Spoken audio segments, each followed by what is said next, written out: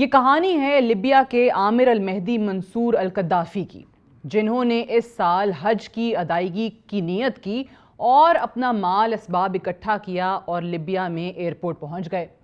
وہاں پہ کچھ تاخیر ہو گئی پہنچنے میں، اور دوسری چیز یہ کہ کوئی پاسپورٹ ایشوز آ گئے اور اس کی وجہ سے باقی گروپ جو ان کے ساتھ تھا وہ تو جہاز میں سوار ہو گیا، لیکن ان کو وہاں پہ رکنا پڑا۔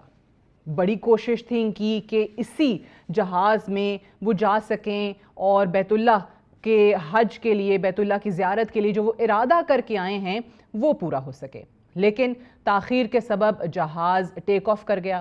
اور وہاں پر موجود ایئرپورٹ آفیشلز ان کے پاس آئے اور کہنے لگے کہ اب تو آپ کو واپس گھر جانا پڑے گا۔ یہاں پر عامر القذافی کا یہ ایمان تھا، یہ جو ٹیسٹ لیا جا رہا تھا، اس وقت امتحان ہو رہا تھا ایمان کا، فیتھ کا، اور فیتھ اتنا مضبوط تھا کہ عامر القذافی کا جواب یہی تھا کہ میں حج کی نیت کر کے آیا ہوں اور میں انشاءاللہ حج پہ ضرور جاؤں گا۔ لوگ بڑے پریشان ہوئے کہ یہ صاحب جو ہیں یہ ایئرپورٹ چھوڑنے کو تیار ہی نہیں ہیں، حالانکہ انہوں نے اپنی آنکھوں سے دیکھا ہے کہ جہاز ٹیک آف کر گیا ہے۔ تھوڑے ٹائم کے بعد جہاز کے اندر تکنیکی خرابی ہوئی اور جہاز کو واپس ایئرپورٹ آنا پڑا، اور عامر القذافی کی امید پھر سے جاگ گئی کہ یہی وہ جہاز ہے جس میں میں حج کے لیے جاؤں گا۔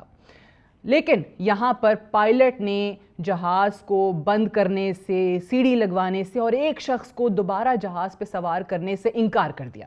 اور پھر سے مایوسی ایئرپورٹ آفیشلز میں چھانے لگی۔ عامر القذافی اپنے جگہ پر، اپنے سٹانس پہ پکا موجود تھا، قائم تھا کہ میں جاؤں گا تو اسی جہاز میں جاؤں گا اور انشاءاللہ میں حج پہ ضرور جاؤں گا، آج ہی جاؤں گا۔